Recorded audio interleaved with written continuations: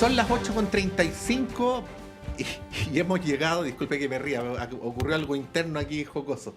Hemos llegado a un día viernes, el primero del mes, sobrecargados de temas y de información que hay que tratar, entre otras cosas explicadas por el vértigo legislativo y por la suspensión de la llamada semana distrital, pero bueno, ya vamos a empezar a hacer el aterrizaje, en los temas, inmediatamente saludando a la editora general de nuestro departamento de prensa, Monserrate Rolano. Buenos días, Monse. Muy buenos días. Queremos saludar acá en el estudio al exdiputado ministro, militante de la democracia cristiana, Andrés Palma. Andrés, muchas gracias por estar acá. No, gracias, Pato, gracias, Monse, por invitarme nuevamente. Y a la académica de nuestra universidad, de la Facultad de Gobierno, Verónica Figueroa Huencho. Verónica, bienvenida. Muchas gracias por estar acá, como siempre. No, muchas gracias a ustedes por la invitación. Un gusto verles también. Bueno, Andrés, aprovecho de saludarles, Monse también. Bueno, y Patricio, que sea una buena conversación. Y con Verónica estamos a tono. Están de rojo. Es verdad. Así es. Pero Nos del pusimos de acuerdo. del mismo tipo de rojo, además. ¿Ah? Sí. ¿Viste que hay muchos Esto está hombres, genial. que piensan que hay solo un tipo de rojo? Bueno, en fin, ¿no? Este es un tipo de rojo muy peculiar que además coincide. ¿Ah? Sí. Sí. Bueno, eso es para quienes nos pueden ver hasta ahora por Uchile TV o por nuestra señal de YouTube. Podrán apreciar que están ahí combinados nuestros invitados. El tema de las reglas del uso de la fuerza, que comentaba Patricio hace algunos minutos con Cristian Riego, experto, penalista, ¿no? Académico de la Universidad Diego Portales. Muy crítico él de algunos aspectos de este proyecto. Yo entendí que él estaba en una posición crítica como de ambos extremos, podría ser, ¿no? Del espíritu de la norma. Pero queremos ir particularmente al tema de la justicia militar, que es lo que ha concitado más críticas a la oposición o a las oposiciones, porque hay dos indicaciones, ¿no? Hubo dos indicaciones. No tengo muy claro cuál fue la que se aprobó, pero una es de Chile Vamos en conjunto con Amarillos y Demócratas, y la otra es del Partido Republicano, que apuntan a lo mismo, ¿no? A reponer el tema de la justicia militar, esto en contextos de, por ejemplo, estados de excepción, y sería aplicada para integrantes de las Fuerzas Armadas y también para carabineros. ¿Cómo interpretan, analizan lo que está pasando? Esto es noticia en desarrollo, se tiene que votar en la sala, el gobierno hizo reserva de constitucionalidad, por lo tanto esta norma es probable, no voy a decir ni alta o baja, pero es probable que se caiga, ¿no? Pero no en el Parlamento, claro. Claro, no, y también puede ser en el Parlamento, hay que ver, pero ya como señal política es compleja, ¿no? Voy a solamente decir eso. Andrés, ¿cómo lo ves? Yo creo que yo estuve pensando y revisando, tratando de entender el debate por la información que hay en los medios de prensa y en Internet, pero yo creo que en el fondo lo que hay es que hay un sector del país que desconfía de la justicia. Y habemos otro sector del país que desconfiamos de la justicia militar. ¿Por qué algunos desconfiamos de la justicia militar? Porque durante muchos años la justicia militar no actuó haciendo justicia. ¿Ya? ¿Y por qué hay un sector, la derecha, digamos, que desconfía de la justicia? Porque los tribunales de justicia, en casos que involucran a militares, están haciendo justicia. Entonces, es como un enredo para tratar de entenderlo. Porque si yo confío en los tribunales de justicia, como piden autonomía, como piden independencia, como piden fortalecer los tribunales de justicia, el sistema procesal, hacerlo ágil, que condene a los delincuentes, entonces, ¿por qué yo quiero sacar de los tribunales ordinarios de justicia determinados delitos? ¿Ya? Porque yo quiero, en el fondo, favorecer a determinados delincuentes. ¿Ya? Si un militar hace uso proporcional de la fuerza en estado de emergencia, entonces no va a ser sancionado por la justicia. Ahora, que se tenga que investigar cualquier hecho en el cual participe un militar que termine con una persona fallecida, por ejemplo, se tiene que investigar ¿Cómo vamos a decir, no, porque ocurrió en estado de emergencia o en estado de sitio, no se va a investigar esa situación? Se tiene que investigar. Y mientras se investiga, al igual que en las películas, esa persona deberá estar apartada de sus funciones.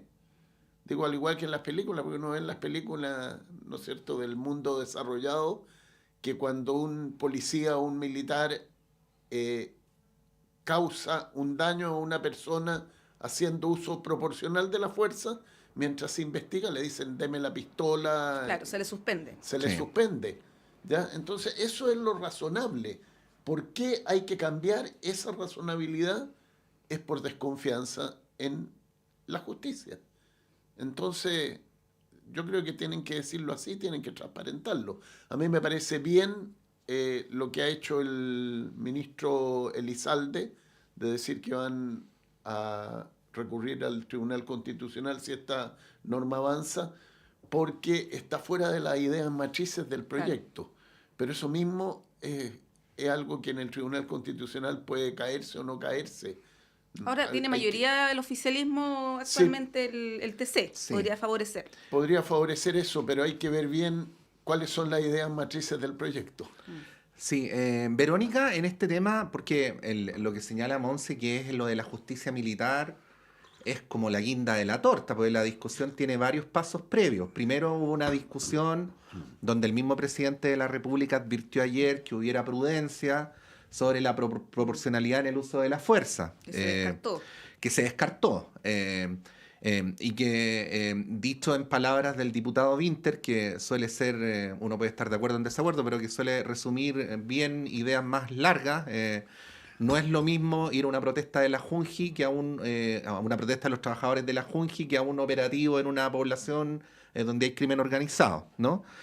Luego está el tema del armamento letal y del armamento no letal, donde también eso se sacó. Luego está el tema de que los carabineros eviten disparar al rostro o al cuerpo cuando se trata de situaciones. Bueno, son muchas cuestiones que en resumen tienen que ver con el criterio, que todas esas fueron eliminadas. Y luego viene el aterrizaje respecto al tema de la justicia militar. Y yo simplemente, Verónica, te quería leer la fundamentación que hace el autor de la moción, que es el diputado republicano Luis Sánchez a este respecto, ¿ya?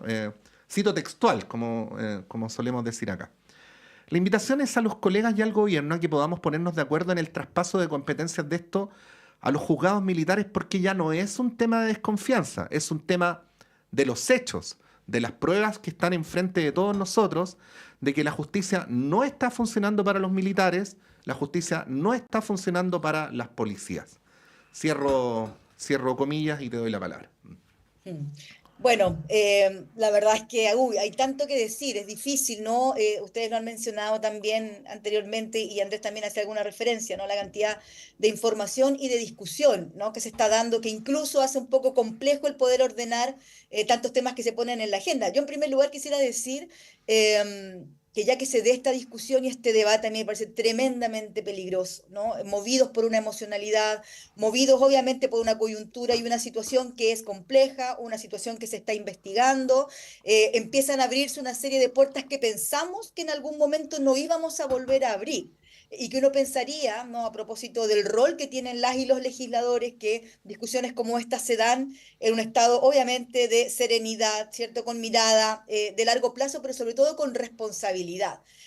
A mí que se hayan puesto sobre la mesa ya temas, ¿cierto?, como casi eliminar la restricción, ¿no?, a las torturas, se ha hablado de pena de muerte, se ha hablado de amnistía, se ha hablado de estado de sitio, por cierto, ¿no?, yo diría con una irresponsabilidad y con una poca memoria, ¿no? Porque aquí hay varias cuestiones. Uno podría pensar en temas más estructurales. Aquí estamos en un Estado de Derecho, estamos en una república donde hay separación de poderes, y estos poderes tienen, ¿no?, responsabilidades, roles, atribuciones.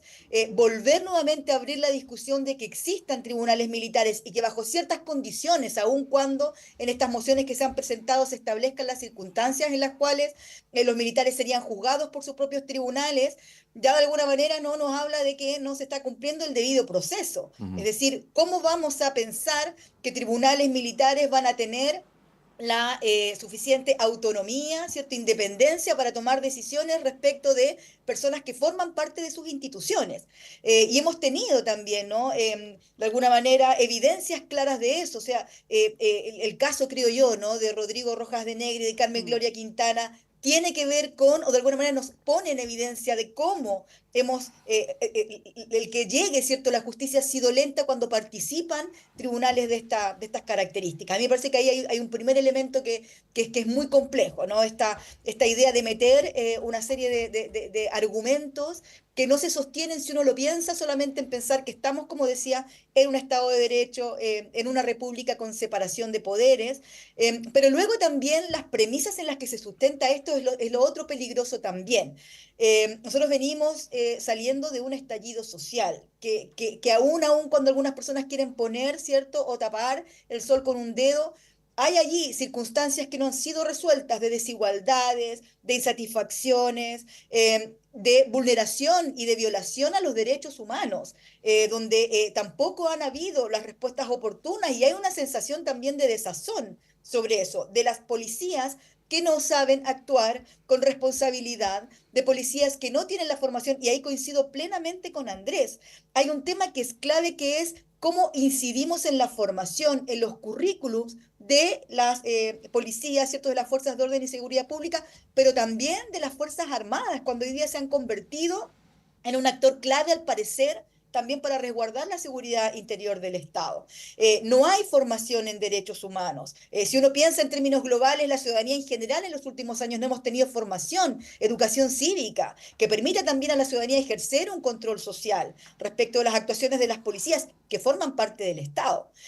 Y donde hay ahí también, ¿no?, promesas a propósito de reformas, en fin, que quedaron también en el aire. Entonces, yo más bien, para cerrar mis ideas, creo que es necesario entender que la vía legislativa tiene un rol, tiene una mirada en determinadas circunstancias, pero hoy día utilizar esa vía, y como lo han dicho también muchas y muchos expertos, ¿cierto?, para un protagonismo innecesario de políticos que quieren aprovecharse de una situación compleja como la que estamos viviendo, me parece que es de una irresponsabilidad tremenda. Y aquí quienes trabajamos en la academia, quienes además trabajamos en temas vinculados, yo no soy experta en seguridad, pero por cierto, cuando uno lo lleva a los temas de las demandas de los pueblos indígenas, particularmente del pueblo mapuche, también hay evidencias de ese uso de la fuerza, ¿no? Y la necesidad de avanzar más bien en reformas con calma, pensadas, y no en decisiones apresuradas que probablemente tengan consecuencias que a lo mejor todavía ni siquiera sospechamos cuáles puedan ser. Sí, oye, súper breve, ¿ah? Para quienes son más jóvenes, seguramente el nombre no les dice mucho, pero a propósito de justicia militar y de lo que tú señalabas, Verónica, de que había cosas que uno no se imaginaba que podían reabrirse. Para quienes tienen más años, uno de los personajes más tristemente recordados de la dictadura, ustedes se acordarán, era el fiscal Fernando Torres Silva, ¿no? Y bueno, él era uno de los que operaba precisamente la justicia militar en esas circunstancias. De hecho, ese grupo que salió después de los fiscales ad hoc es en referencia irónica, ¿no?, al fiscal Torres. Mm. Sí, bueno, claro, el tema de la justicia militar da para analizarlo por sí solo, y más que un sistema de justicia, sabemos, ¿no? Durante el tiempo que operó, fue más un sistema para amparar violación a los derechos humanos y no para ejercer la justicia. Pero O esto sea, está... pero, perdón, la justicia militar existe hoy día. Si lo que ocurre Sí, es Pero que para delitos militares. para delitos militares, Mm. y en otros contextos, obviamente. claro, entonces lo que se quiere es que vuelva a ser para delitos que no son militares. Sí. ¿Ya? Y es súper complejo porque el juez militar a veces tiene que juzgar a su superior. Y eso, entonces, para un delito común, ¿ya? Es súper complejo porque va su carrera militar, está todo en juego. Si él hace justicia, lo pueden terminar postergando en ascenso, en fin. Es un sistema que no debiera jamás eh, atender asuntos que no sean delitos propiamente militares. Mm. Bueno, este tema, ustedes se acordarán, ¿ah? Fue hace bien poquito, pero en el debate del segundo proceso constitucional también quienes tenían la mayoría en esa instancia intentaron reponer el tema de la justicia militar. No recuerdo finalmente en qué quedó eso. Obviamente sabemos que el texto se rechazó, pero fue parte del debate en su momento. Ahora, lo que llama la atención además, ¿ah? Porque en el primer proceso constitucional se planteaban críticas sobre tener un sistema de justicia paralelo, ¿no? En alusión al tema de los pueblos originarios y, bueno, la justicia militar podría ser también catalogada de esa manera. Ahora, Andrés, el tema, como lo plantea Verónica también, más allá de la justicia militar, va acompañada de un montón de otras iniciativas que además coincide que son desde el mismo sector. Creo que esto no es una caricatura, ¿no?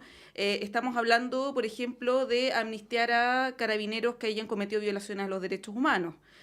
Una moción que es de la UDI que pretende generar una calificación donde los carabineros también sean sujetos de derechos humanos, una cosa así, es la moción, cosa que es bastante absurda porque creo que ni siquiera vale la pena que lo explique. Está el tema, por ejemplo, de la pena de muerte, ¿no? Que bueno, ahí ha habido parlamentarios oficialistas también que lo han planteado. Y uno ve este contexto que es bien preocupante con retrocesos civilizatorios. Andrés, ¿cómo lo ves en ese escenario más macro a propósito de la crisis de seguridad, de la situación de crimen organizado que es real? Ayer vimos una situación espeluznante, ¿no? Ahí en el barrio Yungay, un video que además se viralizó de un asesinato a sangre fría. Pero eso también se presta para que tengamos este tipo de conversaciones que muchas veces son retrocesos respecto de lo que como sociedad acordamos, ¿no? ¿Cómo lo ves? Bueno, como estaba diciendo Verónica hace un rato, cuando uno discute con la emoción de estos hechos, se altera todo el análisis racional. Porque, por ejemplo, está hiper comprobado que la pena de muerte no disminuye los delitos. La pena de muerte es simplemente una venganza social, porque ningún delincuente comete un delito pensando en la pena que va a sufrir si es que lo pillan, porque si pensara que lo van a pillar no cometería el delito, ¿ya? Entonces los incrementos de pena no son inhibitorios de cometer delitos, y la pena de muerte no es inhibitoria de cometer un delito. ¿Ya? Entonces, todos sabemos, todos los estudios científicos en todas las sociedades dicen lo mismo, pero es como satisfagamos el deseo de venganza de la sociedad con una persona que cometió un delito, entonces matémoslo. No es rehabilitante, no resuelve, no repone la situación anterior, no compensa el daño causado por ningún lado. Y lo mismo ocurre con una serie de otros temas que hoy día reaparecen, ¿ya? Que en el fondo son solo reacciones emocionales aprovechando la emocionalidad de la gente. Porque claro, todos cuando vemos el asesinato de ayer a sangre fría en el barrio Yungay o el asesinato de los 3 carabineros, ¿ya? Todos sentimos ira, sentimos... Rabia, impotencia, ira, claro, impotencia. O pensar que le puede pasar a uno ¿Ya? o a un claro, hijo. Claro, Sí. entonces queremos una reacción, pero esa reacción es venganza, no resuelve ningún problema. No resuelve ningún problema. Entonces, en estos momentos hay que actuar y los dirigentes de la sociedad tienen que actuar con más racionalidad que lo normal, diría yo. Y quiero destacar, a propósito de lo que tú me preguntabas, Monse, la intervención ayer del presidente de la República, porque él volvió a decir algo que, a propósito de esto de pedir un indulto, es muy relevante. Durante el periodo del estallido social, hubo carabineros que violaron los derechos humanos.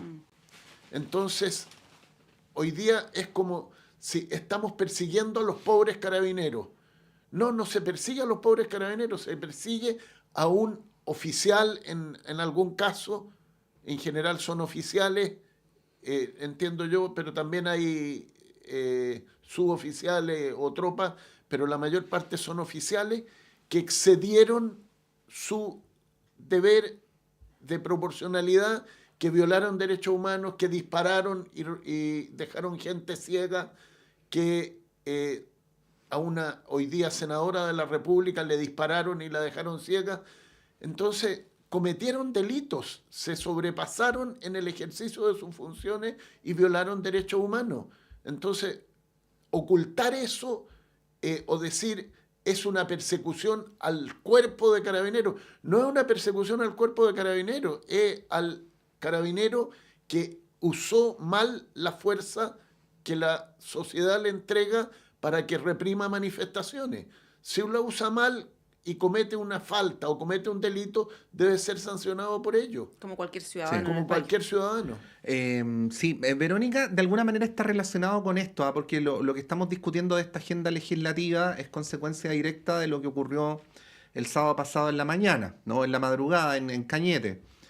Que, ojo, disculpen que salga como del sentido común instalado, no tendría por qué ser, digamos. Es una construcción que nos lleva a estar hoy día discutiendo 3 proyectos de ley al mismo tiempo, votando 150 y tantas indicaciones en un día, y así sucesivamente. Pero volviendo a lo de Cañete, Verónica, y con el paso de los días, señalar algunas cosas para pedirte una reflexión. Primero, mientras más días pasan, más queda claro que hay más preguntas que respuestas, ¿no? Lo segundo es que la hipótesis que parece estarse trabajando es la de un hecho vinculado con el crimen organizado y no con organizaciones mapuche. Nosotros ayer citábamos la declaración de Weichan Aucamapu, a quien en algún momento se le señaló como sospechosa de este ataque, que definió esta acción como un crimen despreciable, ¿no? Y no hay ninguna organización política mapuche que se lo haya adjudicado. Por lo tanto, si tuviera que ver con el crimen organizado, en ese escenario me permito decir que desmentiría al presidente de la República en su afirmación que se trató de un hecho terrorista, ¿no? Ayer lo dijo por segunda vez. Ayer lo dijo por segunda vez. Y acto seguido, sería una situación de crimen organizado en la cual, fíjense, primero no hay el descubrimiento por parte de carabineros de un delito flagrante y acto seguido no hay un enfrentamiento. Por lo tanto, también hay muchas preguntas respecto a cómo llegó a ocurrir y por qué llegó a ocurrir lo que ocurrió. Pero sin embargo el sistema político actúa como si hubiera certezas a ese respecto, ¿no?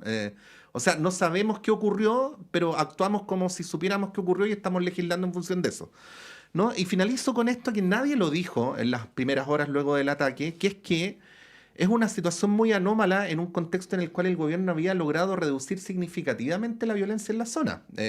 Por lo tanto, también resultó un poco sorpresivo. Bueno, te quería preguntar sobre eso, ¿no? Sobre lo que está ocurriendo en la llamada macrozona sur y sobre el modo en que luego se procesan públicamente estos hechos, ¿no?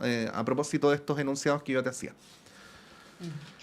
Bueno, ahí nuevamente, ¿no? Este llamado a la responsabilidad es, digamos, casi va de la mano, ¿no? Cada vez que ocurre algún hecho en la zona de la Araucanía, en Biobío, ¿cierto? Siempre está o se empieza a asociar a esta denominada, ¿cierto?, causa mapuche, con todas las consecuencias que ello tiene. Y cuando digo la responsabilidad tiene que ver con que vuelven a emerger nuevamente los discursos racistas, los discursos discriminatorios, y creo que ahí nosotros tenemos que poner la mesura, y las autoridades sobre todo, ser muy cuidadosos con el tipo de conceptos que utilizamos y con el tipo, además, ¿no?, de correlaciones que podemos hacer respecto de los hechos. Tú lo decías muy bien, aquí más bien es un hecho que se está investigando, donde hay muchas dudas y por lo tanto hay que tratar más bien de poner paños fríos, sobre todo porque la historia además, ¿no?, de la zona está muy marcada a propósito de lo que estamos conversando aquí, de la relación del Estado a partir de las fuerzas de orden y seguridad pública y de las Fuerzas Armadas en el último tiempo, con las personas que habitan el territorio, donde se cruzan además, ya hoy día no estamos hablando solamente, ¿no?, de la idea de este conflicto del Estado con el pueblo mapuche, sino que hablamos además de un territorio donde esa inexistencia de un Estado, una institucionalidad, ¿cierto?, vista de manera integral, ha hecho emerger mafias, ¿cierto?, ha hecho emerger además un poder importante de empresas extractivistas, ha hecho emerger, ¿cierto?, guardias privados, donde pareciera, ¿no?, que el Estado de Derecho muchas veces es bien complejo de poder saber dónde está. A propósito de las relaciones con las policías, ¿cierto? Cuando hoy día, a propósito de este hecho, se trata de avanzar en dar mayores atribuciones. Yo no iría ni siquiera tan atrás, sino pensar en el retorno a la democracia, la cantidad, ¿cierto?, de situaciones en las que Carabineros de Chile ha estado implicado respecto de muertes de dirigentes mapuche. Hablemos solamente de la Operación Huracán, hablemos solamente, ¿cierto?, del asesinato de Camilo Catrillanca, estamos hablando de vulneración de pruebas, estamos hablando de una institución del Estado que en un minuto se concertó para mentirle a ese Estado, para mentir a la ciudadanía. Entonces, nuevamente hay que llamar a la mesura, hay que llamar a tratar este tema con altura de miras. Hay cuestiones que se pueden resolver a través del Ejecutivo y que tienen que ver con que Carabineros de Chile, ¿cierto? La Policía de Investigación hoy día dependen del Ejecutivo. Hemos estado además asistiendo a situaciones complejas respecto de la credibilidad en estas instituciones. Hemos estado aquí al frente de altos mandos que han cometido o que están, ¿cierto?, a punto de, bueno, ahora se retrasó a propósito de Carabineros, ¿cierto?, para octubre me parece, pero estamos hoy día frente a situaciones donde hay demasiadas todavía, no tenemos tantas certezas como para hacer afirmaciones. A mí me parece que lo que ocurrió en Cañete, por cierto, es tremendamente difícil, complejo, duro, sobre todo para las familias, ¿cierto?, de las personas y de los carabineros. Hay que investigar, pero ahí también la responsabilidad de los actores políticos, ¿no? No podemos echar más leña al fuego, sino más bien ver cómo construimos una sociedad que avanza en derechos y no que retrocede. Yo de verdad que siento que estamos volviendo al pasado y me siento con una responsabilidad terrible como profesora, como académica, como formadora, además de las futuras generaciones, de que vean este nivel de debate y este nivel de retroceso en la discusión de los derechos, ¿no?, de las futuras generaciones.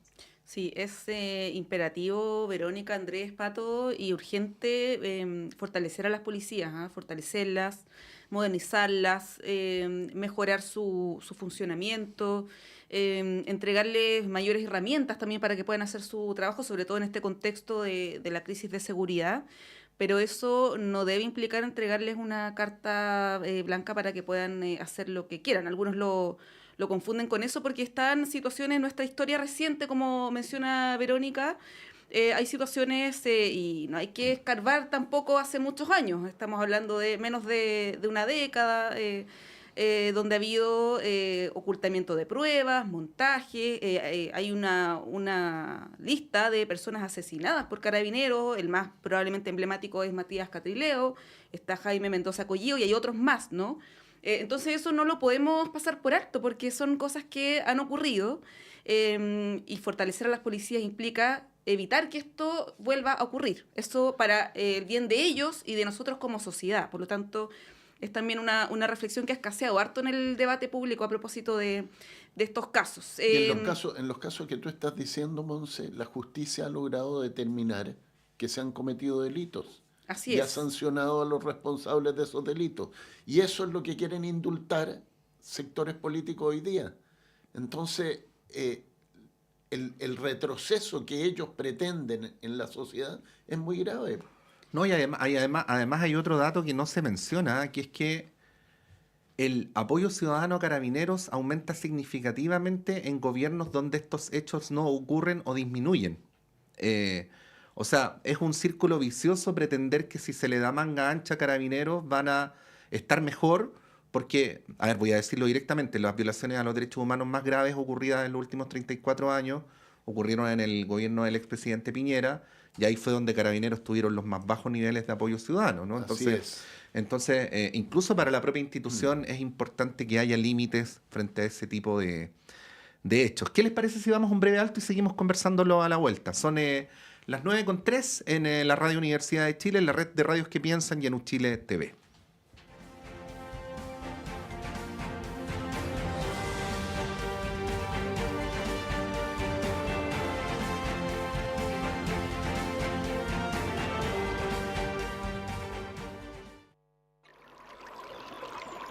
Aguas Trayén o Cascada en Mapudungún es la mejor agua purificada con tecnología de última generación. Para más información, visite su página web www.aguastrayen.com.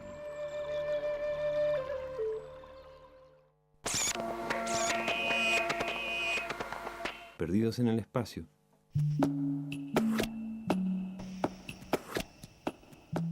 Tanta música nueva y tan breve la existencia para darse cuenta.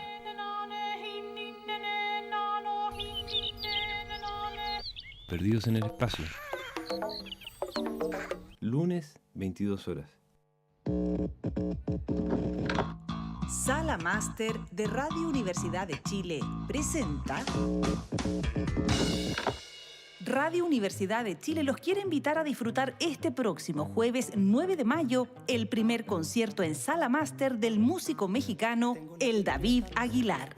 Este destacado cantautor regresa a Chile presentando su nuevo sencillo titulado Prieta como parte de su gira latinoamericana. Hola amigos de Radio Universidad de Chile, les habla El David Aguilar y quiero invitarles a que nos veamos el próximo jueves 9 de mayo en la maravillosa Sala Máster.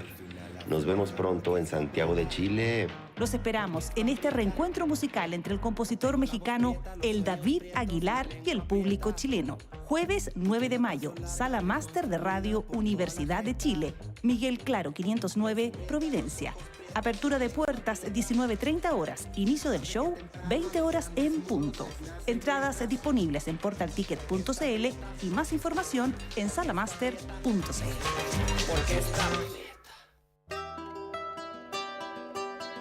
Radio Universidad de Chile te invita a escuchar cada miércoles a las 16 horas Rocadictos. Un espacio donde te enterarás de terremotos, sequías, erupciones volcánicas, aluviones y todo lo que ocurre en torno a las ciencias de la Tierra en nuestro país y el mundo. Todo eso es motivo de conversación en Rocadictos. Académicos y académicas de los departamentos de Geología, Geofísica y del Centro de Ciencias del Clima y la Resiliencia de la Universidad de Chile se reunirán cada miércoles a las 16 horas para explicar estos fenómenos y responder tus preguntas. Rocadictos, miércoles 16 horas por Radio Universidad de Chile, 102.5 FM y radio.uchile.cl. Postula a una nueva versión del Diplomado Educación, Memoria y Derechos Humanos, un programa emblemático diseñado para profesionales e interesados. Un esfuerzo conjunto entre el Museo de la Memoria y la Universidad de Chile, dos instituciones líderes comprometidas con la preservación de la memoria histórica. Postulaciones abiertas hasta el 10 de mayo, cupos limitados. No dejes pasar esta oportunidad de ampliar tus conocimientos y contribuir al fortalecimiento, promoción y defensa de los derechos humanos en nuestra sociedad. Postula en filosofia.uchile.cl/extensión.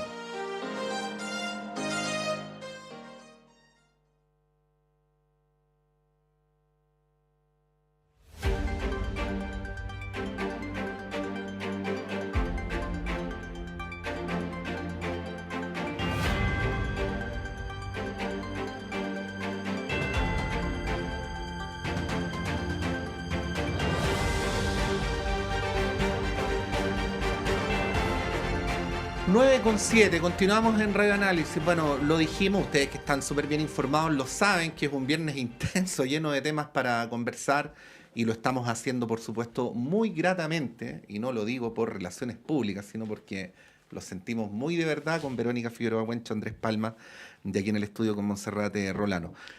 Andrés, en relación a lo que veníamos hablando. Es que el otro día leí en El Mostrador un artículo que decía que recordaba el asesinato de dos trabajadores forestales hace 2 o 3 años, que eran las circunstancias de su asesinato fueron muy similares a el asesinato de los 3 carabineros el sábado pasado.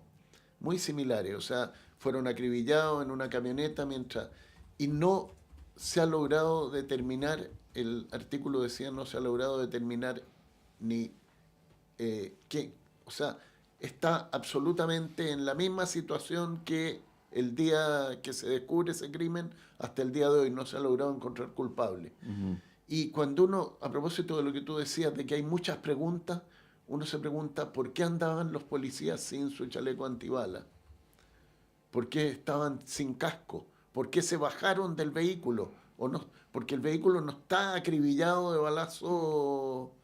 Ya, entonces uno tiene que suponer que los policías se bajaron del vehículo. Y una vez que se bajaron del vehículo los acribillan. Y ellos no oponen resistencia. ¿Conocerían a las personas que los mataron? Uno se hace muchas preguntas. Yo creo que hay muchas preguntas sobre las circunstancias en las cuales ellos fueron asesinados. Sí. Bueno, y mientras estamos conversando sobre esto y sobre la justicia militar, Andrés, Verónica, ocurre lo pavoroso de Putre, ¿no? Yo, o sea, disculpen que entre en este cliché, pero yo creo que a todo el mundo le pasa. Yo tengo un hijo un poquito mayor que le da a este chico que falleció, que se llama Franco Vargas, y es bien tenebroso imaginarse que, porque además en este contexto cultural los chicos de 18 años son mucho más niños que antes, ¿no? Es como una situación como esta. La narración es bien tenebrosa. De su mamá, que habría convulsionado varias veces, que le decían, y pido disculpas por decirlo en una radio universitaria, pero cito textual, ¿no? Camina, maricón, y cosas por el estilo. Y esto que llevó finalmente al fallecimiento de este chico y que nos recuerda la tragedia de Antuco, claro. Va acompañado de la hospitalización de otros 45 conscriptos, aparentemente por haberlos obligado a comer carne cruda y a beber agua contaminada. Estaban a cargo de un militar responsable, ¿no? Del cual uno presume que tenga criterio, ¿no? Y claro, no se trata de mezclar, pero quiero ponernos en un escenario bien concreto, ¿no? Si es que se aprobara finalmente en el Parlamento el tema de la justicia militar y se estableciera una responsabilidad judicial de este militar a cargo, juzgaría la justicia militar, obviamente, ¿no? Bueno, ahí, Verónica, quería pedirte un análisis respecto a estos hechos que han generado mucha repercusión. Hoy día hay una actividad especial en la Cámara de Diputados en la tarde con la madre de este conscripto fallecido a propósito del tema, y también con una toma del gobierno de antecedentes respecto a este asunto. Estás en silencio, Vero.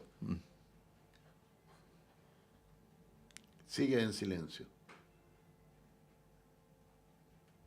Algo pasó con el micrófono de Verónica.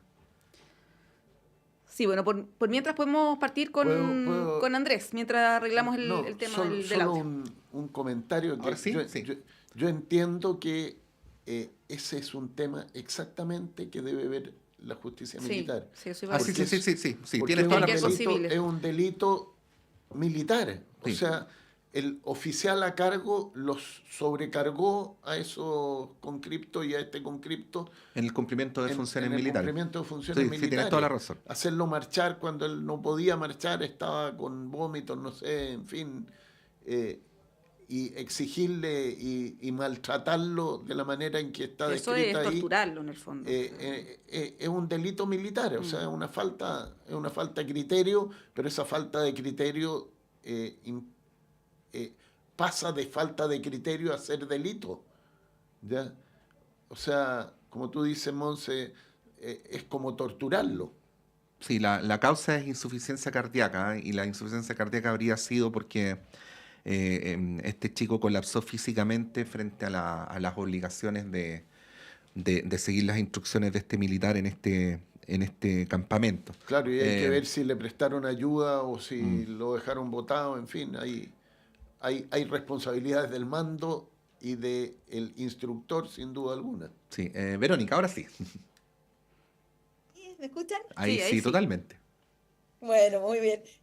Sí, bueno, la verdad es que coincido, ¿no? con esta idea, tú lo mencionabas, Patricio, es brutal. O sea, no solamente leer, ¿cierto? Escuchar a la mamá de Franco, sino también ver que en pleno siglo XXI, ver cuando nos ha costado tanto, ¿cierto?, avanzar en democracia, en derechos humanos, a propósito del contexto en el que estamos viviendo, A propósito también yo diría, de la poca difusión y relevancia que se le ha dado a esta situación brutal que estamos viviendo. Volvemos nuevamente a la idea de la formación, es decir, cuando uno piensa en prácticas de este tipo, ¿no? ¿Qué es lo que se pretende formar?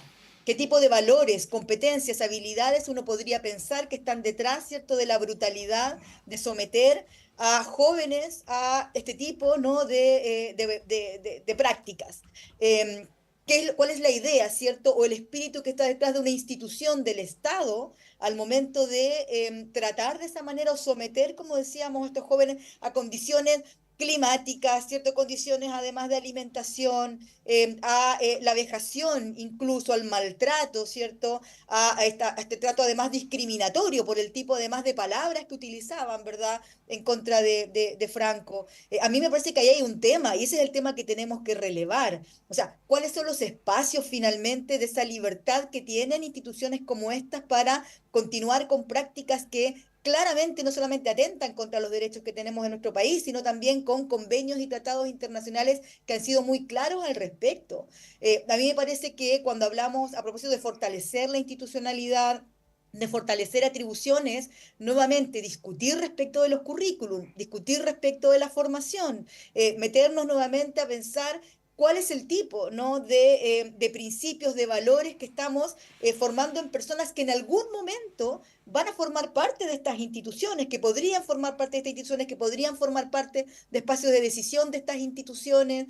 A mí me parece que este tema quizás de fondo, no lo estamos tratando con la suficiente seriedad ni con la suficiente profundidad. Las Fuerzas Armadas forman parte del Poder Ejecutivo, y ahí hay un espacio gris que yo también ahí quisiera a propósito señalar en mi rol de ex subsecretaria de Educación Superior. ¿Cómo, o de alguna manera, los espacios, los complejos espacios que la ley deja para que un Ministerio de Educación pueda intervenir, pueda pronunciarse respecto de los contenidos de los currículums, tanto de las policías como de las Fuerzas Armadas? Y si queremos realmente avanzar hacia una sociedad sustentada en los derechos humanos, que conozca, que practique, que haga los derechos humanos parte de su día a día, ahí a mí también me parece que hay un tema que tenemos que nuevamente discutir, ¿no? La necesidad de que haya elementos transversales, principios transversales, valores transversales en la formación de personas que, como decíamos, se relacionan con la ciudadanía, si no están de espaldas a la ciudadanía, se relacionan con la ciudadanía, van a tener incidencia en situaciones como las que estamos viviendo hoy día. En fin, hay que también ser responsables con ese tipo de cosas. Sí, bueno, y además que parece no ser un caso aislado, ¿ah? Por lo pronto hay otras personas que están hospitalizadas, falta ver qué es lo que van a señalar si es que alguno de ellos entrega su testimonio, y tenemos también el antecedente que, bueno, han pasado hartos años de eso, pero de la tragedia de Antuco, por ejemplo, ¿no? Que tenía que ver también con una serie de abusos, de vulneraciones también que era se la cometieron. Misma situación, Sí, una situación muy parecida. obligar a los conscriptos a marchar en una circunstancia en que no se podía hacer. Sí, con una situación ahí climática extrema, en fin. Nos quedan algunos minutos y quiero llevarlos a la entrevista del presidente Boric ayer en Archie. No sé si habrán escuchado, fue bien larga, fue más de una hora, pero parte de la entrevista, que además se generó noticia por varios pronunciamientos del presidente, uno de ellos que causó bastante escozor, yo diría, en una parte de su base de apoyo, es la referencia que hace al perro matapacos, ¿no? Que claro, aquí lo hemos dicho, se han hecho muchas caricaturas respecto de esto, la verdad es que no tiene mucha relevancia, pero sí es un símbolo, ¿no? Al cual el presidente ayer dijo que no lo compartía, que consideraba que era denigrante, ¿no? Y bueno, uno sí lee los comentarios, por ejemplo, a través de redes sociales. No voy a mencionar aquí a ningún parlamentario ni dirigente político, pero sí ciertas figuras que apoyan al presidente, que son de la base más de izquierda, por así decirlo. Ahí uno nota una cierta desafección respecto del presidente por definiciones que tienen que ver, por ejemplo, con esto, ¿no?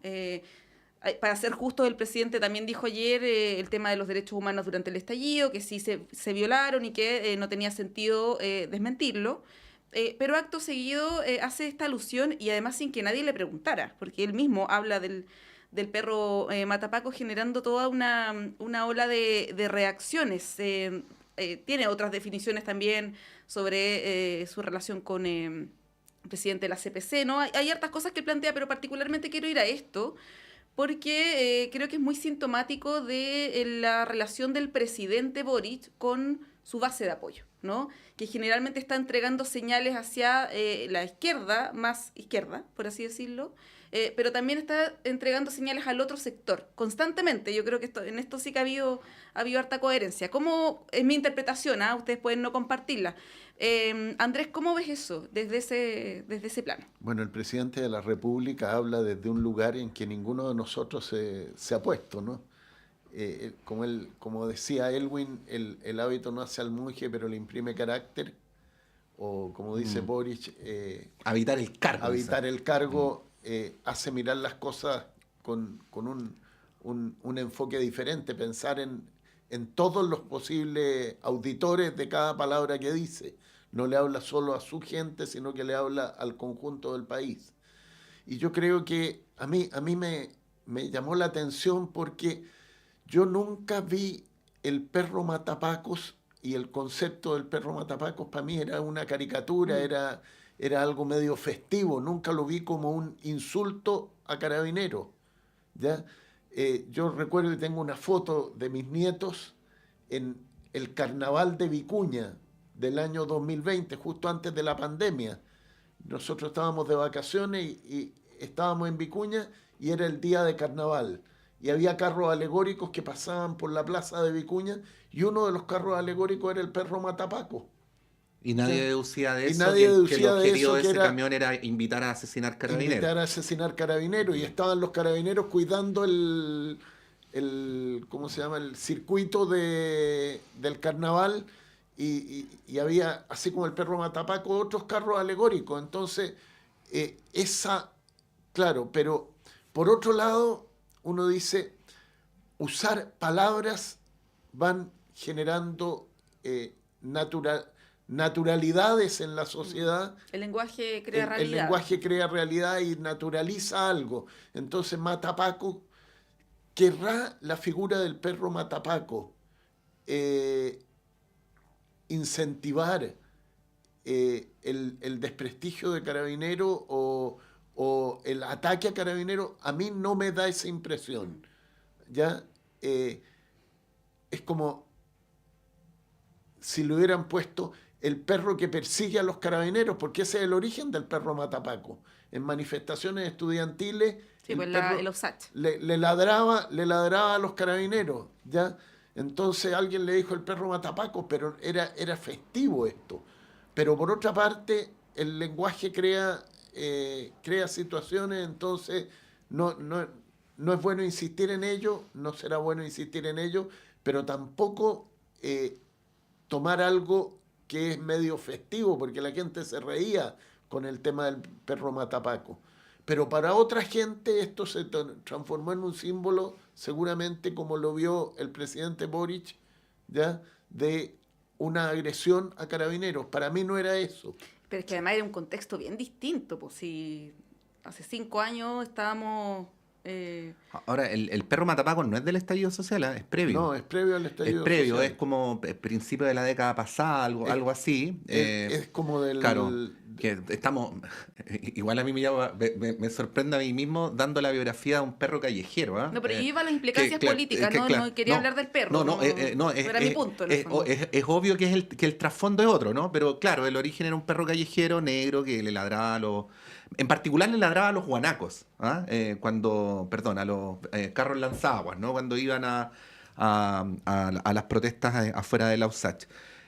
Pero parece obvio, Verónica, bueno, por un lado a mí me parece bien llamativo que estas cosas se interpreten como literalmente, pero puedo llegar a entenderlo también, no todo el mundo tiene por qué entenderlo en sentido figurado, pero es obvio que de lo que estamos hablando es de los imaginarios del estallido social, ¿no? Sí.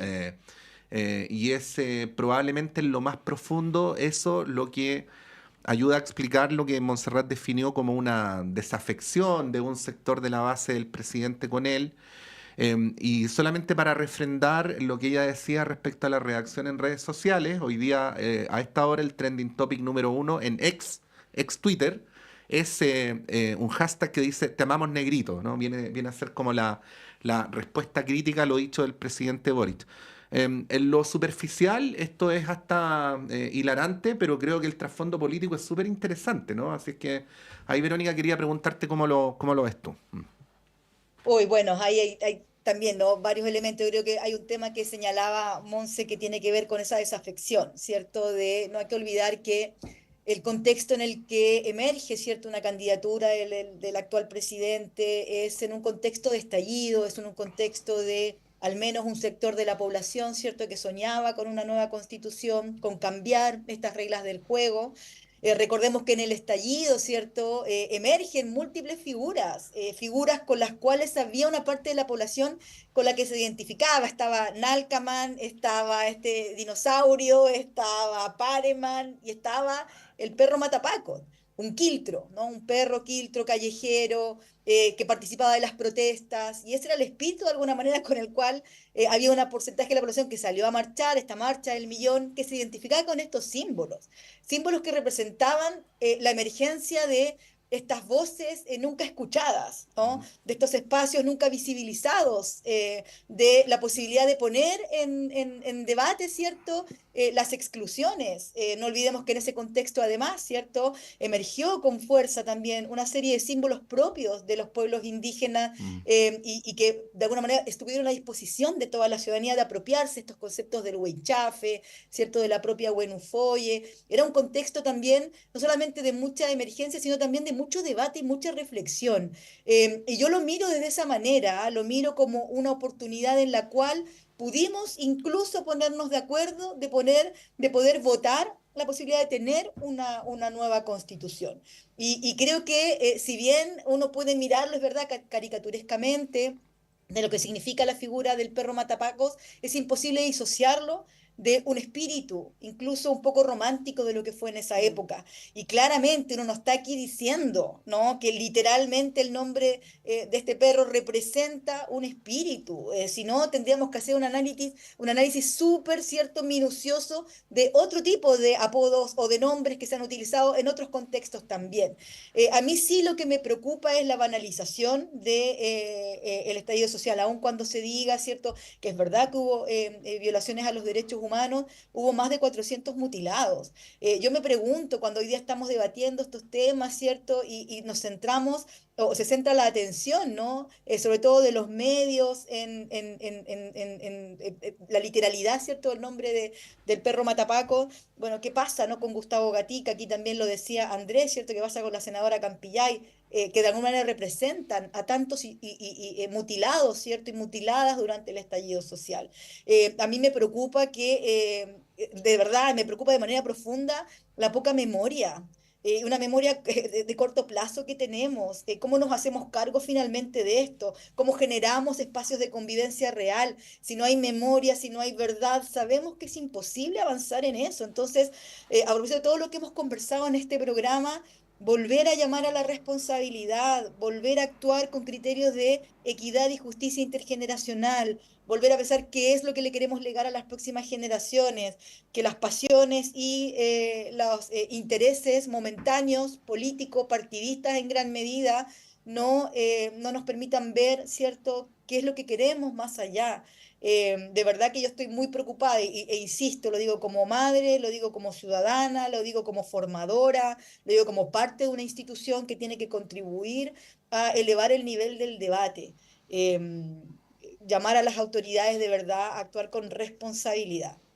Sí, una cosa bien breve, Verónica, Andrés, Monse, me acabo de acordar mientras escuchaba a Verónica que unos cientistas políticos argentinos me comentaban en la época del estallido que le llamaba mucho la atención que este fuera un estallido sin líderes, ¿no? O sea, no había este gran líder que es el típico, ¿no?, que conduce a las multitudes en un contexto como este, y que de alguna manera ante la inexistencia de líderes, los líderes se convirtieron en estas figuras simbólicas, ¿no? Una tía Pikachu, un Spider-Man que hacía acrobacias, y el perro Matapaco, ¿no? Eran los líderes de una revuelta que no tenía líderes, ¿no?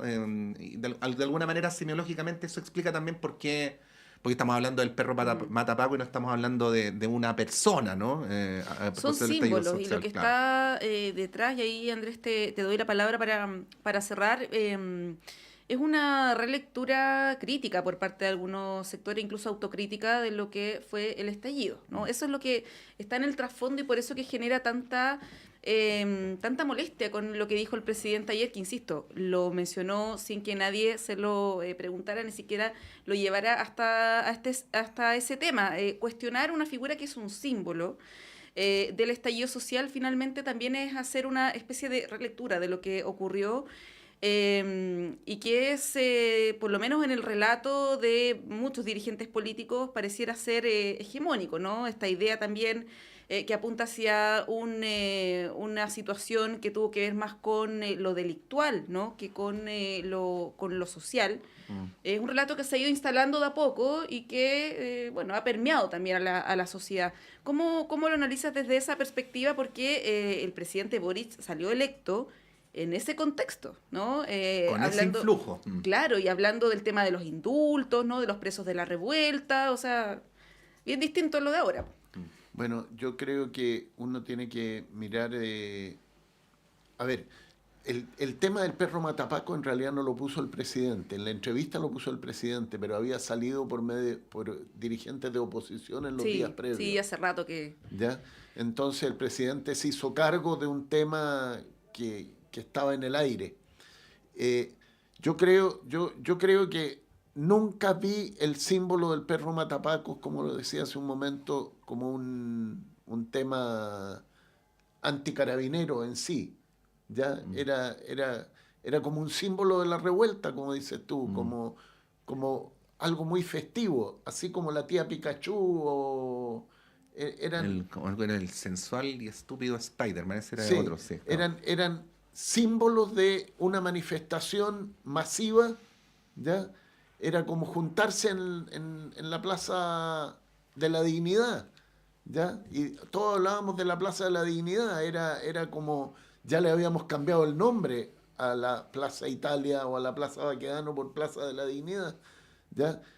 Y eso tenía un valor simbólico, tuvo un valor movilizador, ayudó a la elección del presidente Boric, sin duda alguna, ¿ya?